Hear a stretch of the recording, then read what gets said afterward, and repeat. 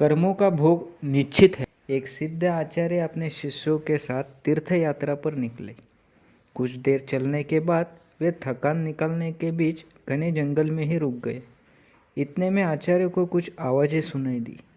ध्यान से सुनने पर आचार्य को समझ आया कि यह कुछ लोगों के रोने की आवाज़ है। उन्होंने शिष्यों को बोला, बालकों, सुनो, ये आवाज़ें कहाँ से आ रही है।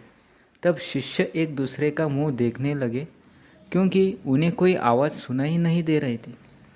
फिर भी गुरु के आदेशानुसार उन्होंने थोड़ी दूरी पर आकर देखा। केवल आचार्य को एक गहरे अंधेरे कुएं से कुछ लोगों के रोने की आवाज़ें सुनाई दे रही थी।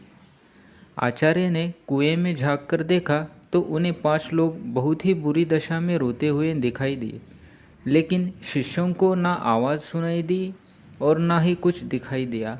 तब आचार्य ने उन 5 लोगों को मुस्कुराते हुए देखा और पूछा, भाई, किन कर्मों का भोग रहे हो।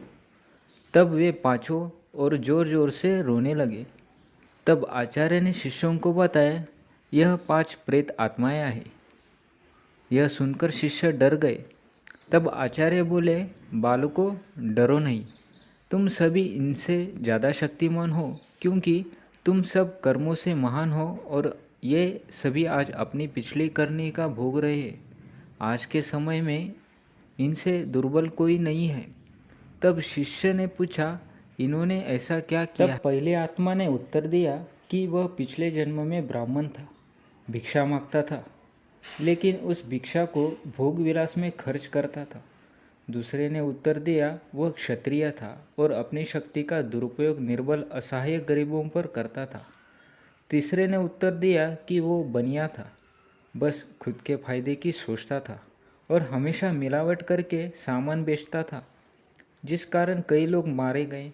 चौथे ने उत्तर दिया, वह क्षुद्र था, बहुत आलसी और जिम्मेदारी से भागता था, अपने माता पिता को पीटता था और दिन रात नशा करता था। पांचवें ने उत्तर दिया, वह एक लेखक था, अश्लील कथाएं लिखता था, उसने समाज को वासना को पाठ सिखाया था।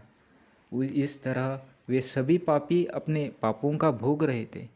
उन्होंने आचार्य से निवेदन किया, आप गुरु हैं, आप दुनिया वालों को समझाए कि बुराई का रास्ता क्षण की खुशी देता है, लेकिन इसका दंड कई जन्मों तक अंधकार में भोगना पड़ता है। शिक्षा, मनुष्य को कर्मों का फल भोगना ही पड़ता है।